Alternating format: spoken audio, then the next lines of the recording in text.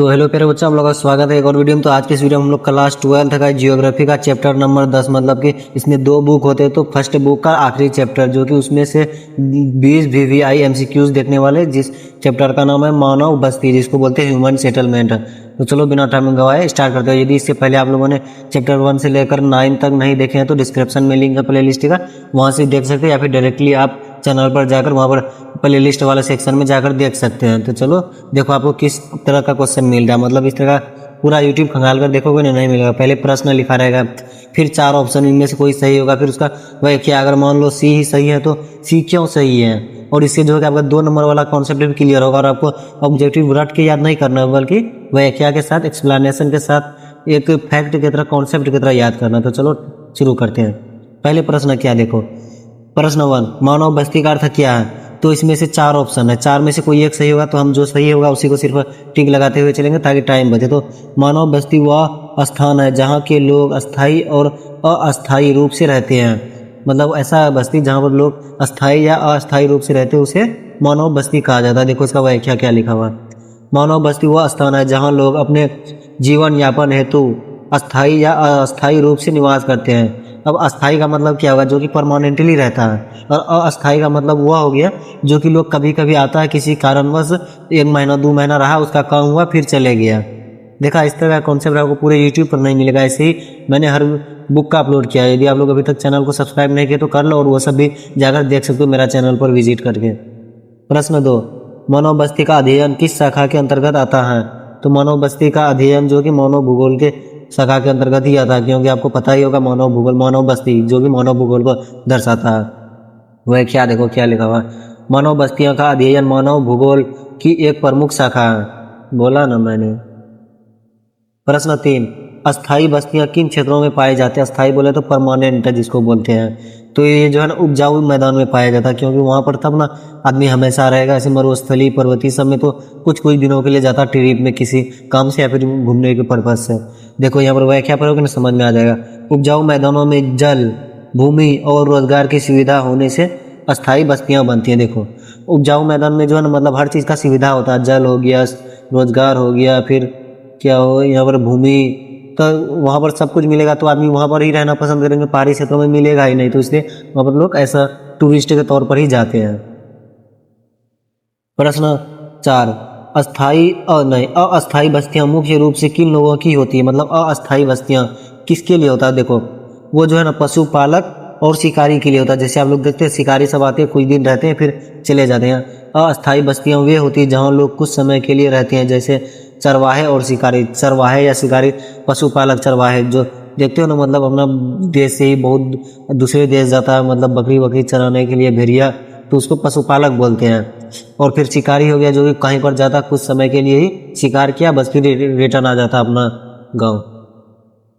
मतलब मैं आपको क्या बोल रहा हूँ, अगर यदि आप पूरा देखेंगे ना पूरा वीडियो, तो आपको चैप्टर का जो है ना, मतलब सारा कॉन्सेप्ट क्लियर हो जाएगा। 2 नंबर वाला, फिर इसी को अगर आप अच्छा से ध्यान से देखते हैं तो आपको पॉइंट नंबर वाला भी बना सकते हैं आराम से अपने मिला जुला कर लिखकर, क्योंकि मैंने ऑब्जेक्टिव ही कवर कराया, लेकिन जो है ना ऐसा लगता है कि मैंने पूरा चैप्टर ही पढ़ा दिया एकदम थ्योरी बेस्ड से। देखो 5वां प्रश्न क्या है, ग्रामीण बस्ती की प्रमुख विशेषता क्या है। तो ग्रामीण बस्ती की प्रमुख व्यवस्था तो भाई आप लोगों को पता ही होगी, कृषि आधारित अर्थव्यवस्था है।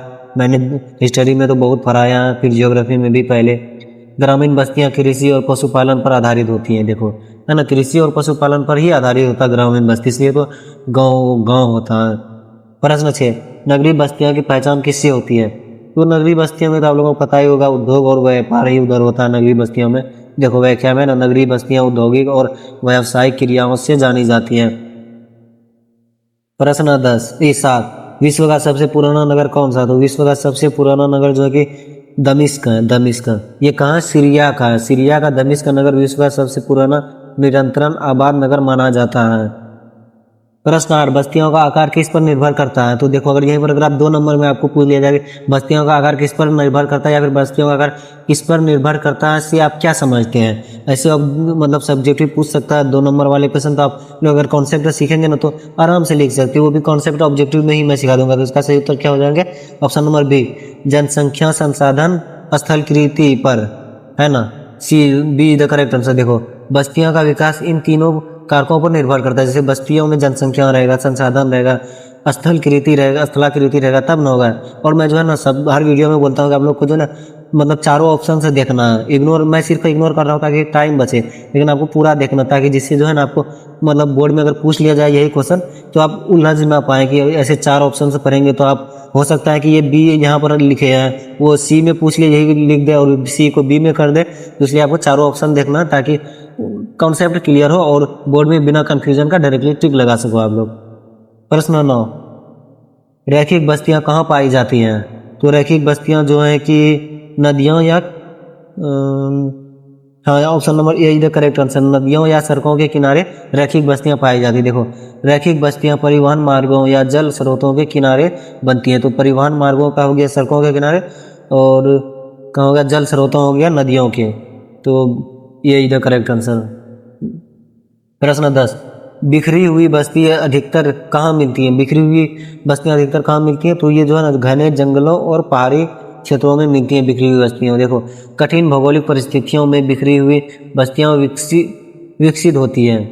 तो मतलब इस तरह का क्वेश्चन जो है ना आपको पूरा यूट्यूब पर नहीं मिलने वाला, खंगाल कर देख लो। ऑब्जेक्टिव 20 हर चैप्टर से चैप्टर वाइज कराए और उसके बाद कॉन्सेप्ट के साथ बिना रटा रटाए। तो भाई मैं तो बोलता हूँ कि चैनल को सब्सक्राइब ही कर लो यार अभी, और बेल आइकन दबा के रख लो क्योंकि बहुत काम आने वाला है इस बुक। मतलब यहाँ पर जो है ना आपको history, geography, pol science, psychology, फिर हिंदी, इंग्लिश का भी मिलेगा, मतलब ऑब्जेक्टिव भी कॉन्सेप्ट के साथ, जिससे आपका पूरा चैप्टर का ही कॉन्सेप्ट क्लियर हो जाएगी इस चैप्टर का मतलब ही क्या है। तो और अपने दोस्तों में भी शेयर कर देना ताकि वो लोग भी पढ़ पाए। तो प्रश्न नंबर 11, भारत में सबसे अधिक ग्रामीण बस्तियां कहाँ हैं? सबसे अधिक ग्रामीण बस्तियां तो भाई उत्तर प्रदेश में है।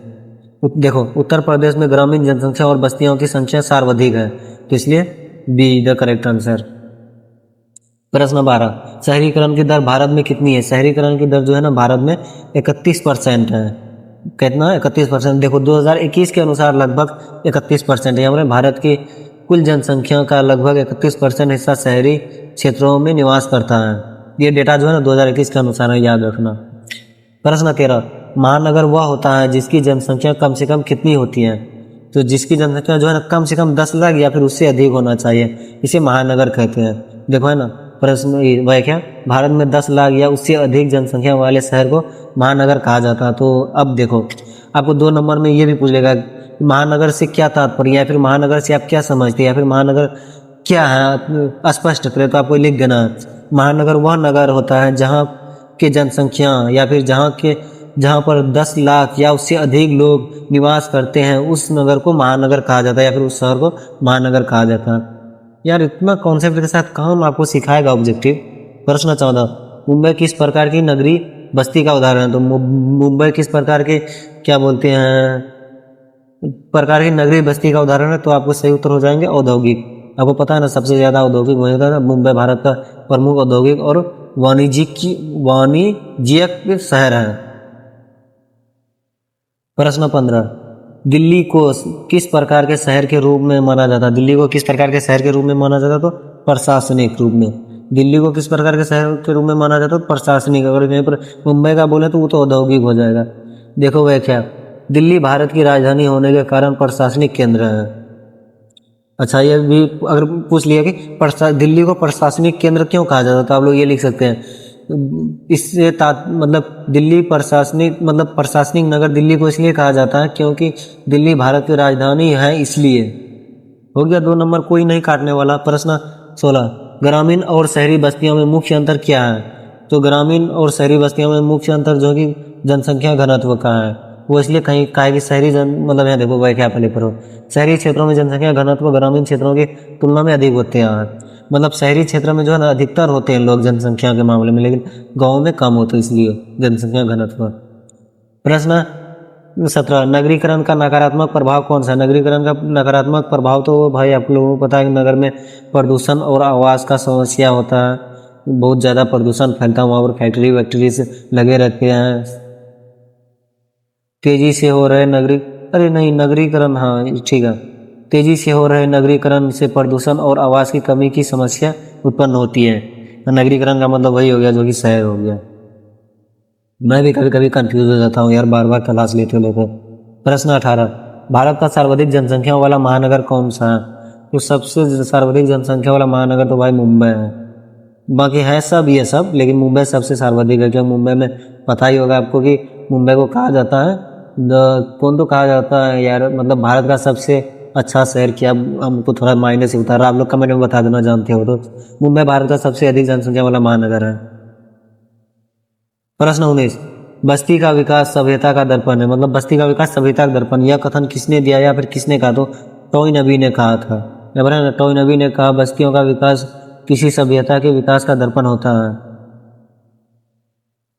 प्रश्न 20, मानव बस्तियों का वैज्ञानिक अध्ययन क्या कहलाता है? मानव बस्तियों का वैज्ञानिक अध्ययन क्या कहलाता है? तो सेटलमेंट जियोग्राफी कहलाता है ना। बस्तियों का वैज्ञानिक अध्ययन सेटलमेंट जियोग्राफी कहलाता है। ये जो है ना VVI है, इसको आप लोग मार्क कर लो। तो ये था मतलब चैप्टर नंबर 10 का 20, मतलब बुक फर्स्ट का लास्ट चैप्टर। तो इसमें से 20 क्वेश्चन में से आप लोगों को कमेंट में बताना है कि आप लोगों ने कितना का उत्तर दे पाए। तो चलो आप लोगों से एक सवाल है, जैसे देखो इसको थोड़ा सा ये कम कर देते हैं साइड। हाँ, ये है class 12 geography syllabus Bihar board. हालांकि NCERT बुक से ही पूछा जाता है बिहार बोर्ड में ही। देखो बुक 1 का होता है, मतलब जिसमें हम लोग मानव भूगोल के मूल सिद्धांत पढ़ते हैं, है ना। Part 1 fundamental of human geography, मतलब मानव भूगोल के मूल सिद्धांत पढ़ते हैं। तो उसमें से 10 चैप्टर है। तो इन 10 चैप्टर का मैंने टॉप 20 VVI MCQs अपलोड कर दिए हैं चैनल पर। यदि आप लोगों ने नहीं देखा तो जरूर देखना। और यह किताब जो है ना सामान्य रूप से विश्व आधारित होता है, मतलब पूरा वर्ल्ड जियोग्राफी होता है। और फिर पार्ट 2 है कि इंडियन पीपल एंड इकोनॉमी। इसमें जो है ना भारत के बारे में ही जनसंख्या और एवं अर्थव्यवस्था, जो कि इसका मैंने अभी तक एक भी वीडियो अपलोड नहीं किया। तो आप लोगों को कमेंट में बताना कि आप लोगों को बुक 2 का मतलब पार्ट 2 का भी, जो कि इंडियन पीपल एंड इकोनॉमी का है, मतलब भारत जनसंख्या एवं अर्थव्यवस्था, इन 10 चैप्टर का भी इसी तरह से कॉन्सेप्ट के साथ आपको चाहिए VVI, मतलब 20 MCQ कवर करेगा। और यह जो है ना यह किताब भारत के अंदर इंडियन ज्योग्राफी है। वैसे जो है ना ये सब जो पढ़े हैं ना, मतलब जो पूरा वीडियो देखा, तो उसके लिए ये सब बहुत ही आसान होगा, ईजी होगा। इसलिए यदि अगर आप लोगों को चाहिए तो कमेंट में लिखो कि सर बिल्कुल, मतलब ज्योग्राफी का पार्ट, मतलब दूसरे बुक जिसको कि भारत जनसंख्या एवं अर्थव्यवस्था, सिर्फ बोलोगे ना कि दूसरे बुक का भी ऑब्जेक्टिव सब अपलोड कर दो, तो मैं ज़रूर अपलोड करूँगा। वो भी ज़्यादा टाइम नहीं, ये अगर चाहोगे तो जब बोलोगे तो एक दिन में ही अगर अपलोड करने का तो एक दिन में, या फिर डे वाइज डे तो कर दूंगा। इसलिए कमेंट में ज़रूर बताना क्या ज्योग्राफी का चाहिए आप लोगों को। ये पार्ट 2 का सिलेबस, मतलब सिलेबस तो है यार, क्या बोलते हैं ऑब्जेक्टिव, तो 200, मतलब यहाँ पर हम तो 100, हाँ 100 ऑब्जेक्टिव तो क्लियर कर ही दिया हर चैप्टर से, 20 ले लेकर 100 बोल रहा है, 200 ऑब्जेक्टिव क्लियर हो गया। हम टोटल 200 ऑब्जेक्टिव कवर कर चुके हैं। अब यहाँ पर आपको जो है ना बस सिर्फ बताना क्या और 200 चाहिए, 400। तो 400 अगर पूरा पढ़ लोगे तो मैं गारंटी लेता हूँ कि 35 में से 35 टिक लगा कर आओगे। हालांकि शायद 70 पूछता है, उसमें से 35 ही बनाना है, तो आप लोग पूरा 35 में 35 बना कर आओगे। तो कमेंट करना मत भूलना, और अपने दोस्तों को भी शेयर कर देना जिसको अगर सिलेबस चाहिए, तो इसका स्क्रीनशॉट ले लो आप लोग, ताकि पता चल जाए कि हाँ सिलेबस है। तो चलो मिलते हैं अगले वीडियो में, तब तक के लिए बाय बाय।